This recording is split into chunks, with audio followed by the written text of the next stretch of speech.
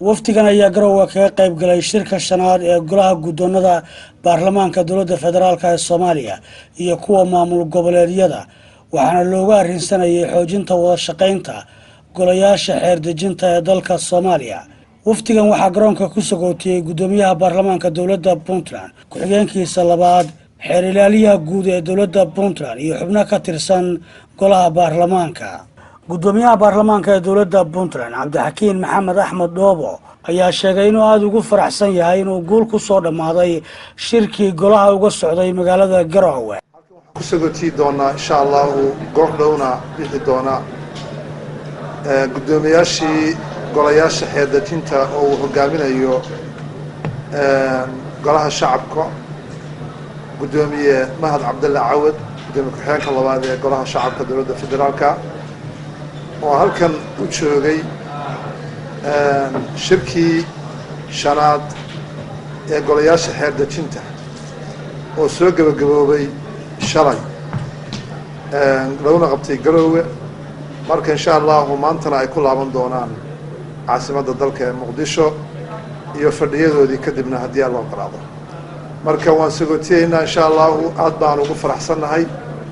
sharaf bayna noo tahay inaanu halkan ku sagootino waxaan ugu duceynaynaa Ilaahay inuu nabadgeeyo Muqdisho iyo gudoomiyaasha kale fadhiyadoodiiba marka insha Allah waxaan leenahay markii hore soo dhawaaday ahaydeen haddana sii dhawaada. gudoomiye ku-xigeenka labaad ee golaha shacabka Soomaaliya Mahad Cabdulla Cawad oo hogaaminaya waftigan ayaa u mahad celiyay mas'uuliyiinta Puntland gaar ahaan kuwa baarlamaanka iyo shacabka caasimadda ku dhaqan. gudoomiyaha golaha wakiilada iyo ku-xigeenkiisa labaad iyo xildhibaanada golaha wakiilada mas'uuliyiinta kale waxa weeye maanta sii sagootinaysa xeraalyaha guud dhammaantiin waxa weeye waa salaamaynaa aad iyo aad baad ugu mahadsantihiin soo dhaweyntiinii hore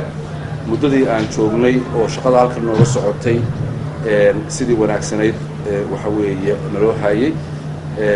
aad iyo aad baad ugu mahadsantihiin shaqo fiican ayaa noo qabsoontay sagootintii officialka ahayd xalaytay ahayd oo uu kusimaha madaxweynuhu nagala soo qayb galay dhammaan gudoomiyaasha hadda socdaa iyo wufuudda xildhibaanadooda ah caasimaddii qarankan ku wada noqon doonaa wixii hawle halkaas kasii jira oo ay kasii dhamaysanayaan halkaasaa lagu sii geli doonaa kadibna fadhiyadoodiiba aadi doonaan mudane gudoomiye adiga iyo ku-xigeenkaaga iyo xubnaha golaha wakiilada mahad ballaaran baan idiin soo jeedinaynaa shacabka sharafta badan ee aad matashaan waxa weeye wakiisha soo doorteena iyo magacayga iyo magaca golaha shacabka iyo gudoomiyaasha kale socda iyo wufuudda ayaan ku salaamaynaa. wasalaamu calaykum waraxmatullahi wabarakaatu. maxamed Saciid Qoslaaye, Puntland TV, Garowe.